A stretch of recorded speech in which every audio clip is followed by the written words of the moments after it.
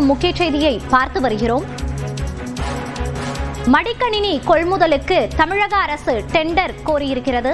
கல்லூரி மாணவர்களுக்கு மடிக்கணினி வழங்குவதற்கான கொள்முதலுக்கு தமிழ்நாடு அரசு டெண்டர் கோரியிருக்கிறது. இது குறித்த கூடுதல் விவரங்களோடு இணைகிறார் நமது செய்தியாளர் அபினேஷ். அபினேஷ், விவரங்களை பதிவு பண்ணலாம்.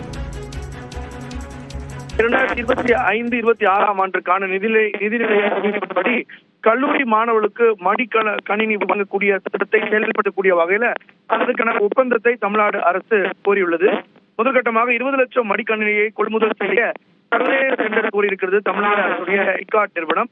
குறிப்பாக 8GB RAM, 256GB SSD கொண்ட ஹார்ட் டிஸ்க், 14 அல்லது 16.6 இன்ச் திரை ஆகிய செயல்திறன் கொண்ட வகையாக இந்த மடிக்கணினியை வகையில இந்த டெண்டர் என்பதை ஒப்பந்தத்தை கோரியிருக்கிறது தமிழ்நாடு அரசுடைய ஐகாட் நிறுவனம்.